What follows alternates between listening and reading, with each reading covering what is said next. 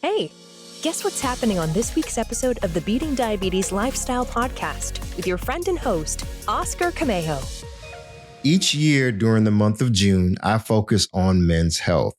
June here in the United States is considered Men's Health Month. I typically cover a range of topics, including the top reasons why some men neglect their health. I also give advice for women on how to best approach the conversation of health with the men in their lives. That's including husbands, fathers, sons, uncles. You get what I'm saying. I also share my recommendations for men over 40 and 50 who are interested in developing a lifestyle of health.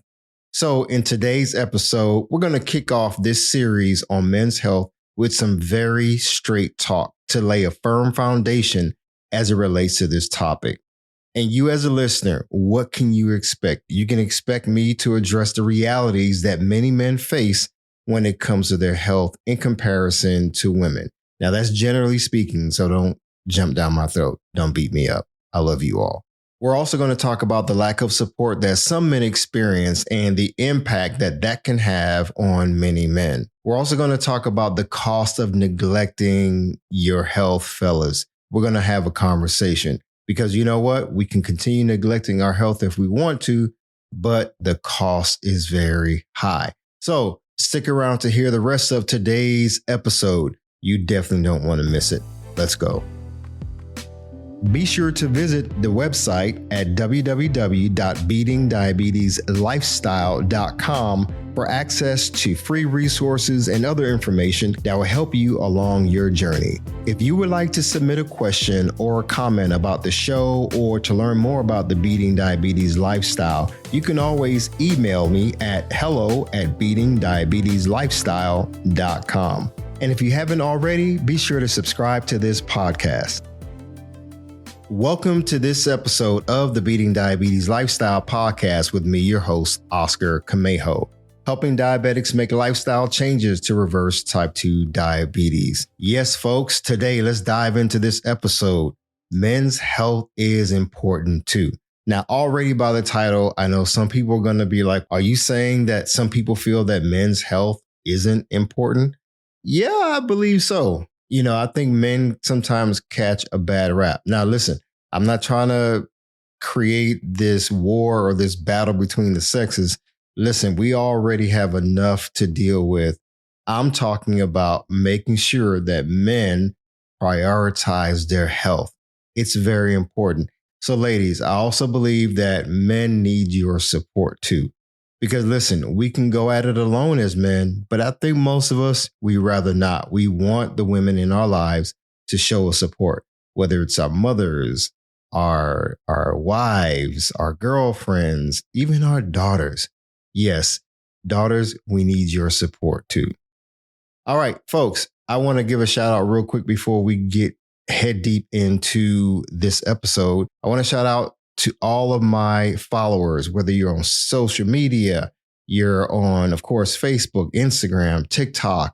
I mean, I really appreciate you all. I appreciate the support. Man, this podcast has been going strong for a number of years, and we're already here at over 100 episodes. Matter of fact, this is episode 106.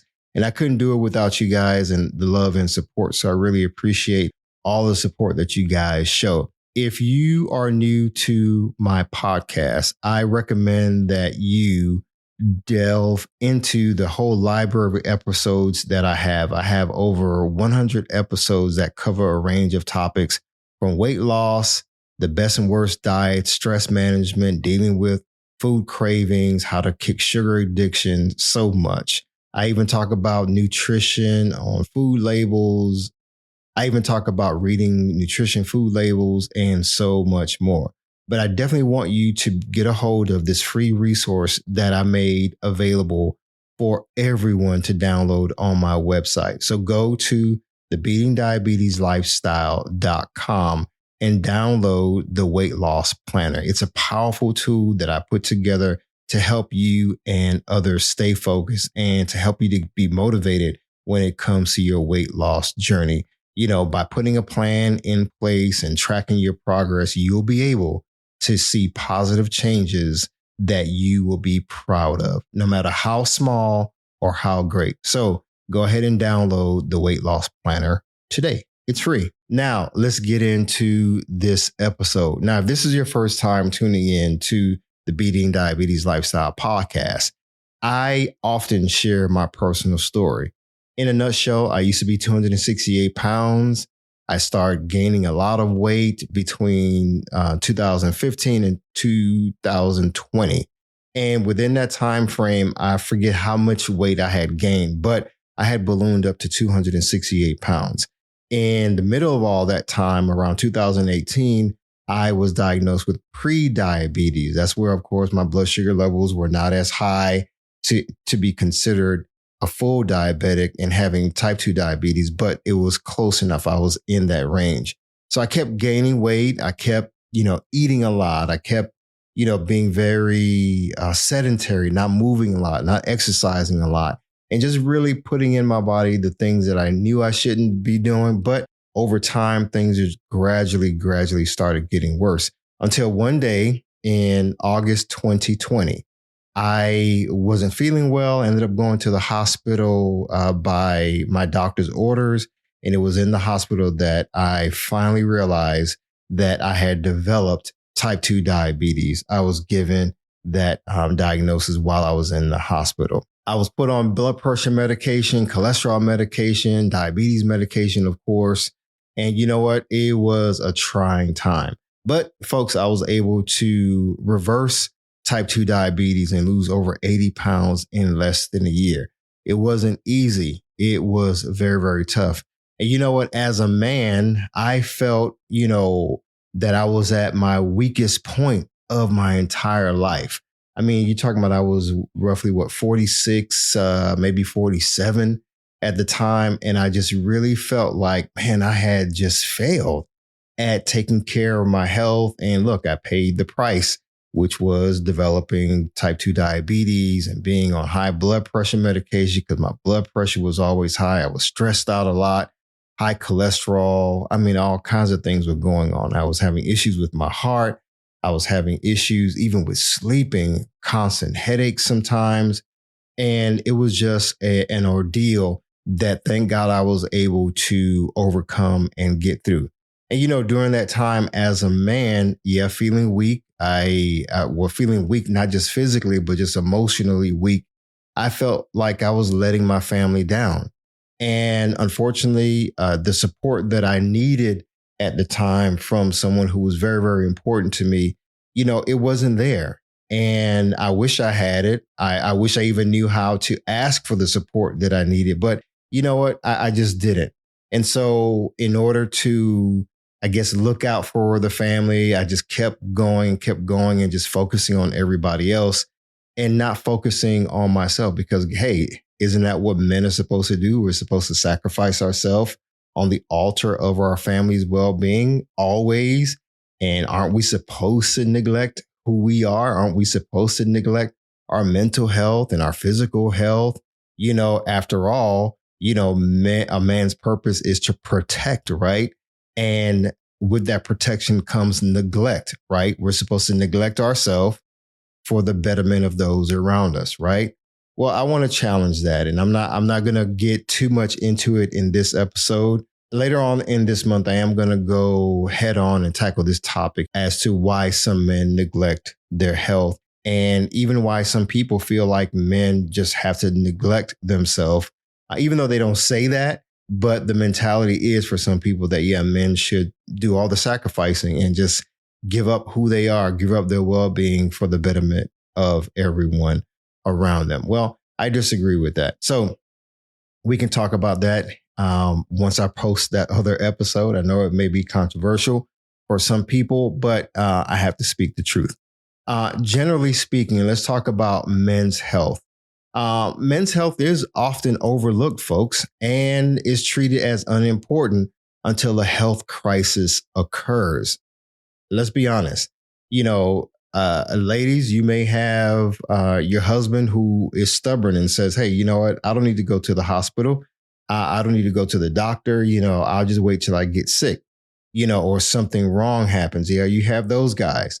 But then you have those guys who are wanting to turn their life around and they're wanting to live a healthier lifestyle, but they don't have the support that they need. And they just continue on and on. And some guys need that support. They need that motivation to take that next step. But for some reason, they just decide, you know what, I'm just going to keep going as I'm going, and I'll wait till something happens, and then I'll go to the doctor or go to the hospital. Like I said before, men are used to putting others before themselves. Again, even if that means going ahead and being like that warrior to protect the village, we sacrifice our well-being. The warrior is used to receiving the battle wounds on the battlefield in order to protect the village. That's what we do. But you know what? There's a consequence to that. Now, I'm not big on statistics and so forth, but I think that it's important to know what's happening around us and increase our knowledge. There is a scripture in the Bible which says, basically, my people perish for a lack of knowledge. Basically, people are dying because of a lack of knowledge. And when it comes to mental health, physical health, spiritual health, emotional health, social health, there's a lot of things that men don't know. There's a lot of things that we as men neglect because we have no knowledge of it. And so we just continue on and on and on with our life as is, que sera, sera, what will be, will be. When it's my time, is my time, and so forth. But you know what? I want us as men, as warriors, I want us to fight for our health, but I want us to be armed with knowledge.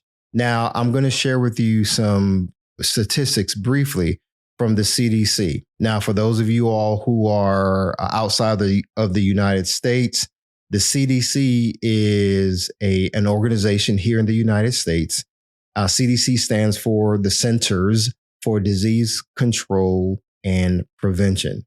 Now, the CDC has a collection of centers, and one of the centers is the National Center for Health Statistics. So if you go on the CDC's website, which is cdc.gov, and you can type in their search engine, health statistics, and you should be, or National Center for Health Statistics, and you can pull up this information that I'm going to show you. So in my last episode, I talked about the connection between high blood pressure, cholesterol, and type 2 diabetes, right? So there is this interactive summary of health statistics for adults on the CDC's website, specifically in the National Center for Health Statistics. So I'm going to select a topic. Let's select coronary heart disease. And this shows a comparison between men and women, male and female, between the years of 2019 through 2022 here in the United States. And this chart, if you will, or table, covers the percentage of coronary heart disease for adults aged 18 and over, again, here in the United States between 2019 and 2022. Now, I'm not going to bore you with a bunch of stats, but going down the line for those 4 years, 2019, 2020, 2021, 2022, the greater percentage of those reporting that they had coronary heart disease is men. For each year, for those 4 years, men ranked higher in the stats when it comes to coronary heart disease as opposed to women. So, for example, in 2022, 6.4% of men surveyed versus 3.6% of women had reported coronary heart disease. Okay, now let's talk about high cholesterol. Same years, 2019 through 2022. For all 4 years, once again, men in the category of high cholesterol ranked higher for having reported high cholesterol than women. Again, ages 18 and older. Let's go down to heart attack. Same thing. For those 4 years, men ranked higher or reported higher incidence of heart attacks than women. That's very important, guys. We talk about coronary heart disease, high cholesterol. What about hypertension? Diagnosed hypertension. Same years, men, and this one actually was close. The percentages between men and women were very, very close. For example, in 2022, 27.9% of men versus 26.5% of women reported being diagnosed with hypertension. Folks, this is talking about the last 4 years. We hadn't even looked at, from 2023 to 2024 and how those numbers have changed. So, folks, again, as I mentioned earlier, stats are just a collection of information to help us, the public, make certain decisions. Now, what is it that I want you to take away from what I just shared with you? I forgot to do one more thing. Let's look at diagnosed diabetes. After all, this is a podcast about type 2 diabetes, right? For 2019 through 2022, men versus women. Now, these numbers are actually close as well, but men still ranked higher as when it comes to the percentage of diagnosed diabetes for adult men versus adult women ages 18 and over. In 2019, you're talking about 9.5% of men versus 9.3% of women. Now jump to 2022. The number is a little bit higher. Well, they're roughly the same or close in proximity. 2022, it was 10% versus 9.1%. Just 9/10 of a point percentage off. So men and women struggle with type 2 diabetes. Men have a slight edge when it comes to being diagnosed with type 2 diabetes or diabetes in general. So again, folks, this is all information. It's all about knowledge. Remember, I made the reference earlier about people perish for a lack of knowledge. People die because of a lack of knowledge. I have had friends who've passed away when it comes to type 2 diabetes, heart attacks, and just other health complications. I've had friends who've had amputations because of a lack of knowledge, a lack of executing a plan when it comes to those diagnoses that they receive and getting that knowledge of having a disease or being at risk for developing a disease. Folks, you're listening to a guy who almost died. And when I was first diagnosed with prediabetes in 2018, I didn't take my health serious enough to make changes at the time. It wasn't until I landed in the hospital that I decided to really take my life and my health serious enough to make changes. Now, some people may look at my life now and say, Oscar, man, you're so disciplined. Man, you are so committed. You're so consistent and so forth. I wish I had that. I wish I had your drive. I wish I had your tenacity. I wish I had your. Well, folks, listen, when I was in the hospital after almost dying and given this second chance or the second wind at life, I didn't have a plan. I wasn't disciplined. It was my lack of discipline. It was my lack of consistency that landed me in the hospital. So I decided to turn my life around. I decided to educate myself. I decided to increase my knowledge in order to change my life. And so I'm on a mission now to not only help men, but to also help women to develop healthy lifestyles and take back our health. Listen, folks, I meet people all the time at the gym, at the grocery store. At church, talk to people at work, and people are wanting to turn their life around. Not everybody, I get some people who laugh at how I eat, but I know that they secretly want to, turn their life around too. But, certain habits are preventing certain people from turning their life around. Listen, I've been there.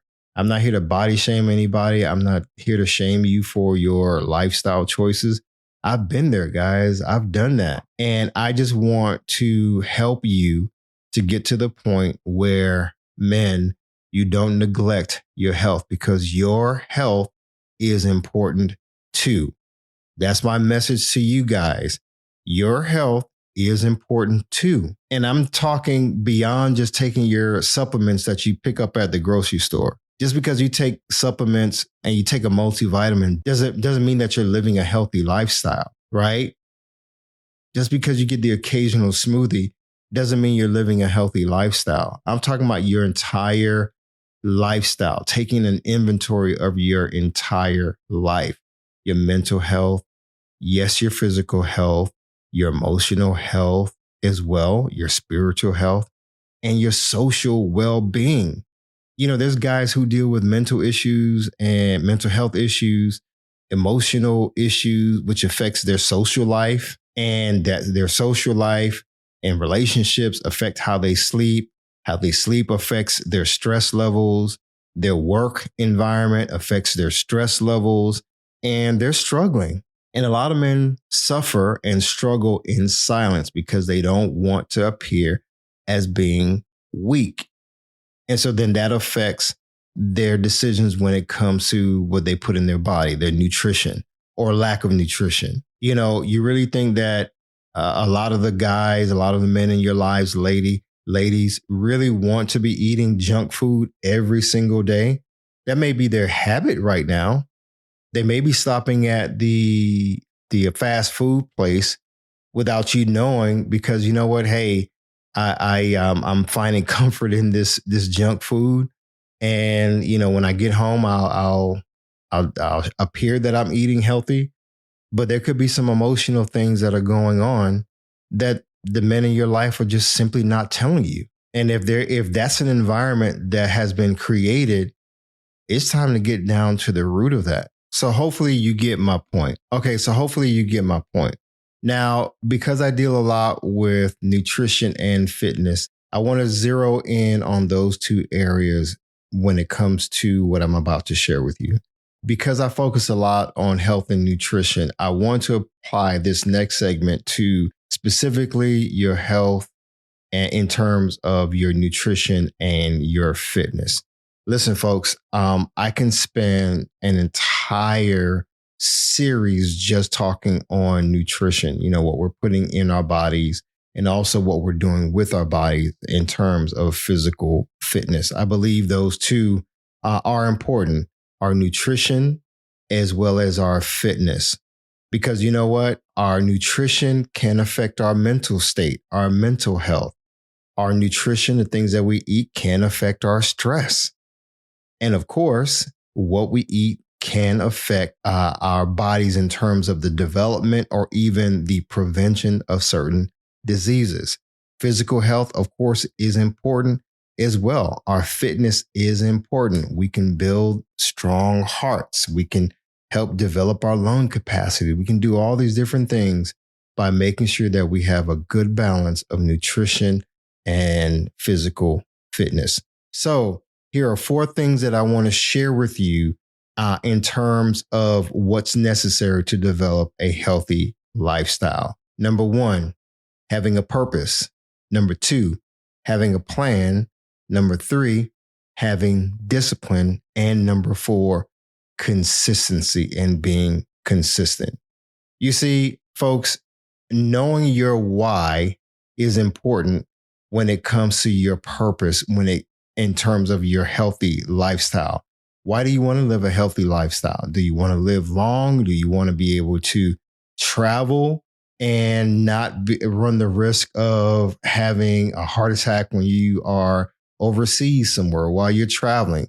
Do you want to be able to walk up and down the steps on a regular basis without feeling winded? Are you wanting to have a healthy lifestyle, develop a healthy lifestyle because you've been diagnosed with a certain disease like type 2 diabetes, or you've been told that you have high cholesterol level or high blood pressure? What is your purpose?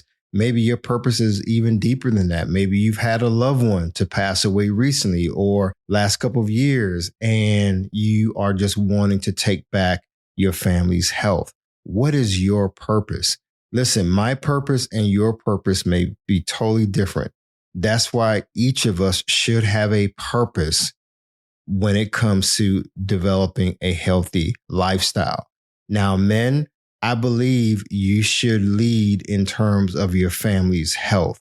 I believe that you should set the example, set the tone for how your family should live in terms of a healthy lifestyle. Maybe you're married and maybe your spouse is the one, your wife is the one who's leading the charge. Well, I want you to be able to develop a personal plan, a personal purpose, like understand your personal purpose. Why is it that you yourself want to develop a healthy lifestyle? That is your why, not the why that someone has told you you should have, but your personal purpose, your personal why. What is your purpose for engaging and developing a healthy lifestyle? Number two, a plan. Now, I can give you a health plan to follow, but you have to make it personal. You have to make it your own. You have to have a plan to support your purpose, to support your why. Because we can have vision all we want to. Oh, I want to look like this person health-wise, have this physique of this person. I want to be jacked, if you will, and look like this big muscle-bound bodybuilder. Okay, that may be your purpose. That may be your desire, but to what end? How are you going to get there? What is your plan? It's just like having a sailboat out in the middle of the ocean, right? It's just there. The wind is blowing it, the sailboat left and right, but there's no direction. There's no course. So again, you have to have a plan or else you're going to be just drifting out in this ocean of health, not knowing where you're going. And you're going to sign up for this program, and that doesn't work, and this doesn't work because you have no specific plan that's specific to you and your personal plan that's specific to your personal plan and your personal purpose. Number three, talk about discipline. Again, this is where you have to develop personal discipline. You can have a purpose, you can have a plan, but it's important to have personal discipline. You see, personal discipline is very important. That's where you show up. You're like, you know what? No matter what, I'm going to show up. No matter what's going on, I'm going to show up. No matter what I'm experiencing, I'm going to show up. That is a part of your plan, which is to support your purpose. Discipline doesn't happen just overnight. You can write down your purpose. You can write down your plan, but how are you going to execute that plan? That's where personal discipline comes in. When you feel like it and when you don't feel like it. Fellas, when it comes to physical exercise, yeah, I'm in the best shape of my life now, but I can't tell you, and I'm not going to sit here telling you that every day that I show up to the gym, I feel like working out. There's days where I'm exhausted. And my body may be telling me, or my mind may be telling me, hey, you're tired, just go home. But I still show up to the gym anyway. I still show up to the trail to go trail running. I still show up on the road to go running because it's a part of my discipline. I'm not injured. I don't want you to run injured. I don't want you to exercise injured. That's not wise. You definitely have to use wisdom and knowledge when it comes to that. But there are times where I may be tired, but that's because maybe I didn't get enough sleep the night before. But I understand that about my body.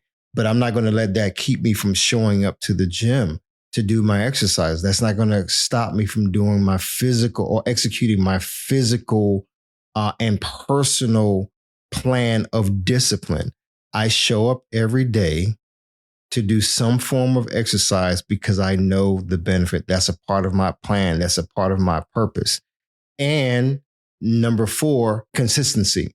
Showing up every day, showing up as I put my plan together, showing up, being disciplined, and being consistent. It's very, very important. Consistency is the key to breakthrough. Now, I can already hear some guys may say, well, Oscar, I hear what you're saying. Man, you're not as busy as me. You don't understand. I don't have time to go to the gym. Well, I'm going to tell you this, fellas. You don't need to go to the gym to get your physical exercise in. Well, but I will tell you this. You need to make time to focus on your health, to focus on your physical health. You've been putting it off for way too long. You've been neglecting yourself for way too long. Listen, I've heard all kinds of reasons. I used to give the reasons and excuses myself, but my decision to be consistent, to follow my discipline, to follow my plan, because I had a purpose, far outweighed how I was feeling at the time. When I remember it was June 8th of 2021 when I seriously started focusing on my physical health and going to the gym. I remember June 8th, my first workout was very, very tough. A 30-minute workout was, I went in not having a plan. I just walked into the gym. I had my gym shorts, I had a gym bag. I had some gym shoes, and I walked in and I'm seeing all these people in the gym that look like experts, like they knew what they were doing. And here I was, 268 pounds, coming into the gym, and all these things in my mind was just telling me, man, you don't know what you're doing. You might as well leave. And I didn't make eye contact with anybody. Maybe the people that signed me in that day, but I just kept my head down and I showed up. And I want to say the very next day I went in and I didn't know what I was doing, but I kept showing up. I was willing to show up. Now, was I going to the gym every single day when I first started back in June of 2021?